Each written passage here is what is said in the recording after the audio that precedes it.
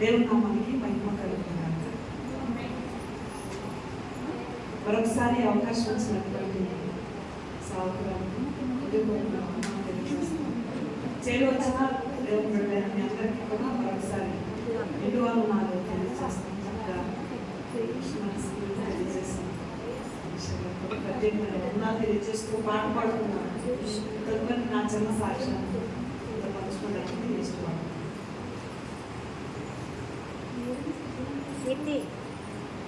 పాట పాడు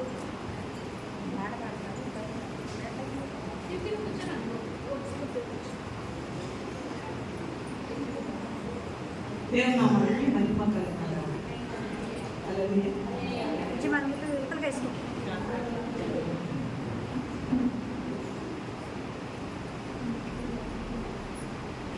మహిమ ఘనతకు అర్హుడవు నీవే నా దైవము. మహిమ ఘనతకు అర్హుడవు నీవే నా దైవము. సృష్టికర్త ముక్తిదాత సృష్టికర్త ముక్తిదాత నా స్తుతులకు పాత్రుడా. ఆరాధన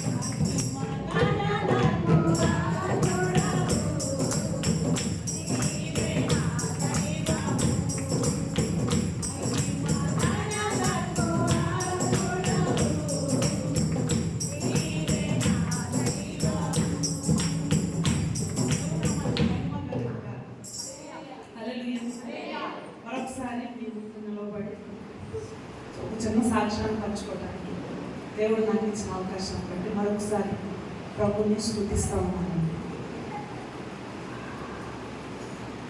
నా పేరు రేవతి అండి. ప్రభుని నమ్ముకున్న తర్వాత రెబ్కాగా నా పేరు నామకరణం చేయబడిస్తాను. మా పుట్టూరు పశ్చిమ గోదావరి జిల్లా హనుమాన్ జంక్షన్ దగ్గర వసంతవాడ అనేటువంటి ఒక చిన్న పల్లెటూరు. మా అమ్మ నాన్నగారు వ్యవసాయం చేసుకుంటారు. నిరుపేద కుటుంబంలో నేను జన్మించానండి. నా 16వ ఏట నాకు వివాహం జరిగిందండి. దేవుని నమ్ముకోవడానికి గల ముఖ్య ఉద్దేశం, మా ప్రాంతంలో మేమైతే హైందవ కుటుంబంకి చెందిన వాళ్ళం. విగ్రహారాధన, మా నాయనమ్మ గారు మా ఊళ్ళో రామాలయం ఇప్పుడు కూడా ఉందండి. ఆవిడ విగ్రహారాధనకు చేస్తూ ఆ పూజారితనం, ఆ గుడంతా మెయింటెనెన్స్ అంతా మా నాయనమ్మ గారు చేసేవాళ్ళండి. ఆ ప్రాంతంలో దేవునికి వ్యతిరేకమైన కుటుంబం ఏదైనా ఉందంటే అది మా నాన్నగారు వాళ్ళ కుటుంబం మాత్రమేనండి. అలాంటి సమయంలో మా ప్రాంతానికి, ఎక్కడో మారుమూల ప్రాంతంలో ఉన్నటువంటి మా ప్రాంతాన్ని దేవుడు ప్రేమించి ఒక సేవకుని పంపించాడు. ఆయన పేరు యాకోబు ఇశ్రాయేల్ గారండి. ఎన్నో నిందలు, అవమానాలు, గృహ దర్శనాల్లో ఆయన ఎదుర్కొంటూ మా ఇంటికి కూడా ఎన్నోసార్లు వస్తూ ఉండేవాళ్ళు. మా నాన్నగారైతే ఏకంగా ఆయన ఒక భిక్షగాడిగా మాట్లాడి బతుకు తెరువు కోసం కష్టపడుకుని పని చేసుకోలేక ఇలాంటి తత్వాలుగా మీరు వస్తూ ఉన్నారని ఎన్నోసార్లు ఆత్మీయ తండ్రి గారిని దూషించి మాట్లాడుతూ ఉండేవాళ్ళండి. అలాంటి సమయంలో అయినా ఓర్పుగా ప్రజల యొక్క మనసును మార్చడానికి, క్రీస్తు మార్గం ఏంటో తెలియచెప్పడానికి నిందలు, అవమానాలు సహించుకుని మా ఆత్మీయ తండ్రి గారు ఎన్నోసార్లు మా ఇంటికి వచ్చి తన దేవుడు తనకిచ్చిన జ్ఞానాన్ని బట్టి బైబిల్ గ్రంథంలో ఉన్నటువంటి అనేక విషయాలు తెలియచెప్తూ ఉండేవాళ్ళండి. కొంచెం మా అమ్మగారికి సరే సండే స్కూల్కి పంపించిన పిల్లలంటే ఎట్టకేలకు కొంతకాలం జరిగిన తర్వాత నిదానంగా మమ్మల్ని దేవుడి సన్నిధికి పంపించడం మా అమ్మగారు అలవాటు చేసుకుందండి. తనైతే వచ్చేది కాదు, మా నాన్నగారు అసలు ఒప్పుకునేవాళ్ళు కాదు. మా ఇంటి పక్కనే దేవుని మందిరం ఉండేదండి. సరే పిల్లలే కదా అని సండే స్కూల్కి రెడీ చేసి మా అమ్మగారు పంపిస్తూ ఉండేవాళ్ళండి. అలాగున మా ఊరికి లేదా మా గ్రామానికి దేవుని వాక్యం అంటే, ఒక బైబిల్ గ్రంథం అంటే తెలియనటువంటి మా ప్రాంత ప్రజలకు ఎన్నో ఆత్మీయ తండ్రిని కొన్నిసార్లు తిరుగుబాటు చేసేవాళ్ళు, కొట్టేవాళ్ళు. మా ఊరు నుంచి నువ్వు లేనిపోయిన దేవుడిని తీసుకొచ్చి మా ఊరు మధ్యలో పెట్టావని రకరకాలుగా అంటున్నప్పుడు ఒక చిన్న ఊరు పాకాలు ఆయన సువార్తను ప్రారంభించి ఎన్ని నింద అవమానాలు ఉన్నా ఆయన భరించుకుంటూనే ఆయన ఆ ప్రాంత ప్రజలు నశించుకోవడం ఇష్టం లేక సువార్తను ప్రకటన చేస్తూ ఉండేవాడండి.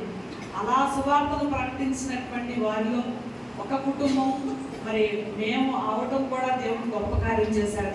మా నాన్నగారు ఎలాగైతే ఆ సేవకుని దూషించాడో దేవుడు నాకు తెలియకుండానే మొట్టమొదటిగా మా నాయనమ్మ గారినే పట్టుకున్నారండి. దేవుడు ఏ యొక్క రామాలయంలో తనకు పూజారిగా అమ్మవారికి ఉన్నట్లుగా ఆ పరిస్థితులు, ఆ వాతావరణం అన్నీ కూడా ఉండేవో దేవుడు సూటిగా తనతోనే మాట్లాడి మా ఇంట్లో బలమైన విశ్వాసగా ఆమె మారడానికి ప్రభు కృపణించారండి. అందును బట్టి దేవుడు నామానికి మహిమ కలుగును గాక. తన తర్వాత ప్రధానమైనటువంటి వ్యక్తిగా నేను ప్రభుని నమ్ముకోవడం జరిగిందండి. ఆ తదుపరి ఒక్కొక్కరుగా మా ఇంటికి దేవుని గురించిన సువార్త రావడం, అందరూ నమ్మి ప్రభువాన్ని సొంత రక్షకుడిగా నమ్మి బాప్తిసం తీసుకోవడం కూడా జరిగిందండి. ఇప్పటికి మా ప్రాంతం అంతటా ఇంకా 3 కుటుంబాలు ఉన్నాయండి. ఆ యొక్క దేవాలయం పడగొట్టకూడదు, ఇక్కడ భక్తి చచ్చిపోకూడదని 3 కుటుంబాలు మాత్రం బలంగా నడుము కట్టుకున్నాయి. ఆ 3 కుటుంబాల కోసం మీరు అందరూ ప్రార్థన చేయాలని నేను మీకు మనవి చేస్తున్నానండి. దాదాపుగా 250 కుటుంబాలలో 3 కుటుంబాలు ఉన్నాయండి. వాళ్ళు కూడా మారు మనసు, వాళ్ళు కూడా సువార్త అర్థమయ్యేటట్లుగా వాళ్ళు కూడా దేవుడు ఒక మంచి అవకాశం ఇవ్వాలని నేను కోరుకుంటున్నానండి. ఆ తదుపరి నా 16వ సంవత్సరంలో దేవుని సేవ అంటే దేవుడు పిలుచుకుంటేనే రావాలి. దేవుడు పిలుపు లేకుండా సేవ అనేది సామాన్యమైన విషయం కాదండి. అయితే మా నాన్నగారు, మా పాస్టర్ గారు వాళ్ళ అమ్మగారు అక్క తమ్ముళ్ళండి సొంతం. అయితే మా మామయ్య గారు ఇట్లని మా ఆత్మీయ తండ్రి దగ్గర బలపడుతూ తను కూడా ఒక సేవకునిగా దేవుడు అభిషేకించారు ఆయన. ఆ సేవ పిలుపును బట్టి మరి మా ఇంటికి దేవుడు ఇచ్చినటువంటి ఆజ్ఞ మేరకు వచ్చి మరి వివాహ విషయంలో మరి నన్ను మా పాస్టర్ గారికి ఇచ్చి వివాహం చేయడానికి దేవుడు నాతో మాట్లాడాడు అని ఆయన రావడం జరిగిందండి. నేనైతే పెద్దగా చదువుకోలేదు, సేవ చేయడం అనేది కూడా నాకు తెలియదండి. దాదాపు నేను మ్యారేజ్ అయిన తర్వాత కూడా 4 సంవత్సరాల సేవ గురించిన విషయమే నాకు అసలు అర్థం కాలేదండి. ఎందుకు తీసుకొచ్చారో తెలియదు. ఎక్కడో ఉండేదాన్ని. అది చాలా ఎదుటి వాళ్ళతో మాట్లాడడం రాదు, ప్రేమను చూపించడం రాదు, ఎదుటి వాళ్ళతో కలివిడితనంగా ఉండడం రాదు. అసలు బైబిల్ గ్రంథంలో విషయాలు ఏమీ తెలియదు. ఎలా ఎవరితో మాట్లాడాలో మెలగాలో నాకంతా ఏరియా అంతా కొత్తగా ఉండింది. నేను చాలా భయపడ్డాను. మా పాస్టర్ గారి కృష్ణా జిల్లా కైకూరు కన్నట్లగాడి అంటారు. ఆ ప్రాంతంలో వాళ్ళు కూడా కొల్లేరు దేవతనే ఆరాధించేవాళ్ళండి. అలాంటి పరిస్థితిలో ఉండగా దేవుడి సువార్త మరి వాళ్ళ కుటుంబం దగ్గర కూడా సేవకుల ద్వారా వెళ్ళి రక్షణ పొందుకొని ఆయన సువార్త కొరకు బైబిల్ ట్రైనింగ్ తీసుకుని ప్రభు పిలుపు మేరకండి. మాకు దుగ్గిరాల ప్రాంతంలో ఎవరు లేరండి, నానేవాళ్ళు కానీ బంధుమిత్రులు కానీ ఎవరు లేరండి. కట్టుబట్టలతో మేము వచ్చాం దుగ్గిరాల. ఇవి ఈ రోజు కూడా ఎవరి సపోర్టు అనేటువంటి మా తల్లిదండ్రుల వైపున ఎలా ఉంటుందో కూడా మాకు తెలియదండి. దేవుడు పిలిచాడు, ఆయన పిలుపు మేరకు వచ్చాము. ఎన్నో కష్టాలు, సేవ అంటే మీకు తెలియని విషయమే కాదు. ఎన్నో నష్టాలు పడ్డాము, ఎందరో అవమానాలు పడ్డాము. కొన్నిసార్లు వస్తువులు ఉండవలసిన పరిస్థితులు, అవమానాలు విగ్రహాల్లోనే లేకుండా చేయాలని చాలా పెద్ద ప్రయత్నాలు కూడా ఎన్నో చేశారని నేను ఒకటే అనుకున్నాను. ఆ రోజున దేవా బ్రతుకుంటే నీ సేవ చేస్తాను, చనిపోయినా నీ రాజ్యానికి మమ్మల్ని చేర్చుకున్నాయని ఒక తీర్మానం కలిగి ఆ విధంగా సేవ చేసుకోవడం జరిగిందండి. దుగ్గిరాల ప్రాంతం చెన్నకేశ్వర నగర్లో మరి నిరీక్షణ ప్రార్థన మందిరం సహవాసం మేము కొనసాగిస్తున్నామండి. మరి మా చర్చి నిర్మాణం జరుగుతూ ఉంది. మీ అందరూ ఈ ప్రాంతంలో ఎప్పుడన్నా నేను గుర్తొచ్చినప్పుడు ప్రేయర్ చేయండి. కింద మేము ఉండడానికి పైన చర్చి వర్క్ జరుగుతుందండి. మరి దేవుడు ఇంకా మమ్మల్ని బలంగా వాడుకున్నట్టు, నశించిపోతున్నటువంటి అనేక ఆత్మలను ఇంకా వెతికి రక్షించడానికి దేవుడు మాకు కూడా ఒక మంచి ఆరోగ్యాన్ని, శక్తిని సమకూర్చాలని దేవుడి వాటికి మన ఆత్మీయ బిడ్డలను నాకు కూడా ఇచ్చారండి. అందులో బట్టి నేను ప్రభుని స్తుతిస్తూ, మా ప్రాంతంలో మరి ఎక్కువగా సువార్తకు ఆటంకాలు ఎక్కువ ఉన్నాయండి. ఎందుకంటే మాకు దగ్గరలోనే రకరకాలైనటువంటి వాతావరణం ఉండింది, ఆటంకాలతో కూడినది. అలాంటి పరిస్థితుల్లో ఉంది సార్. ఎప్పుడు సమయం దొరికిద్దా ఈ ప్రార్థన మందిరాలన్నీ కూడా మూత వేసేద్దాము అనే బలమైన చర్చింపులు కూడా జరుగుతున్నాయండి మేము ఉండేటువంటి ఖాళీలో. ఎందుకంటే ఈ మందిరాలన్నీ తీసేసి అక్కడ ఒక చెన్నకేశ్వర దేవుడికి ఒక ఆలయాన్ని కట్టాలి అనేటువంటి ఒక ఆలోచన ఉన్నారు. ప్రజెంట్ అక్కడ ఖాళీ చోట్ల మేము ఒక రేకుల షెడ్ వేసి ఈ పరిచయం ముందు కొనసాగిస్తూ ఉన్నాము. ఇప్పుడు అవన్నీ కూడా ఖాళీ చేయించి అక్కడ ఒక మంచి వాళ్ళకు సంబంధించిన దేవాలయం కట్టబడాలి అనేటువంటి కొన్ని ఆలోచనలు బాగా బలంగా జరుగుతున్నాయండి. ప్రతి చర్చీల మీద ఎంతమంది సేవకులు ఎందుకున్నారు, ఎన్ని చర్చీలు ఎందుకున్నాయి, సేవ ఎట్లా అయింది, వాళ్ళు ఎందుకు వచ్చారు అని రకరకాలైనటువంటి వారానికి ఒక ఒత్తిడి ఏదో ఒక విధంగా ప్రభు పనికి ఆటంకాలుగా ఎన్నో వస్తూ ఉన్నాయండి. కాబట్టి వాటినన్నీ మేము ధైర్యంగా నిలబడి ఎదుర్కొన్నట్టుగా మీరు ఎప్పుడైనా మీకు అవకాశం వచ్చినప్పుడు మా కోసం ప్రార్థన చేయాలని కూడా నేను కోరుకున్నాను. నాకు 2 పిల్లలండి. పెద్ద పాప ఇంటర్ సెకండ్ ఇయర్ చదువుతుంది, చిన్న పాప 8th క్లాస్ చదువుతుంది. కాబట్టి దేవుడు అవకాశాన్ని బట్టి రాబోయే దినాల్లో జగన్ కాలనీలో కూడా మరి సువార్తను ప్రారంభించాలని ప్రభు ఇచ్చిన ప్రేరణను బట్టి ముందుకు వెళ్తూ ఉన్నామని. ఇక్కడ తెనాలి అట్లలింగ నగరం కాలనీలో కూడా ప్రభు పరిచయం ముందుకు వెళ్తా ఉన్నాం. కాబట్టి ఈ విషయాలన్నీ కూడా జ్ఞాపకం చేసుకొని, దేవుడు అంటే ఏంటో తెలియని కుటుంబంలో నేను పుట్టానండి. మా నాన్నగారు ఎవరినైతే ఎగతాళి చేసేవాడు సేవకుల్ని, ఆ ఎగతాళి చేసినటువంటి ఆ విధానాలన్నీ కూడా నాకు జ్ఞాపకం వచ్చినప్పుడు మా జీవితంలో కూడా మాకు ఎదురవుతూ ఉన్న ప్రతి పరిస్థితి కూడా మనం ఏది మాట్లాడతామో అదే మన దగ్గరికి ఎలా వస్తుందని ఖచ్చితంగా మా నాన్నగారు ఎంతమందినైతే అనేవాళ్ళు సేవకులు. మేము పరిచయకి వెళ్తున్నప్పుడు మా నాన్న అన్న మాటలు ఈరోజు మాకు తప్పకుండా అలాంటి పరిస్థితులు ఎదురవుతాయి అనేది ఒకటి నేను గమనించానండి. కాబట్టి దేవుని పరిచయం ఇంకా మేము ముందుకెళ్ళినట్లుగా మీరు ప్రార్థించమని కోరుకుంటూ ఇటువంటి అవకాశం నాకు ఇచ్చినటువంటి మరి మీ అందరికీ కూడా మరొకసారి వందనాలు తెలియజేస్తూ, అమ్మగారికి కూడా మరొకసారి మీరు వందనాలు తెలియజేస్తూ కొద్ది మాటలు ప్రభు దీవించి ఆశీర్వదించును గాక. ఆమె అందరికీ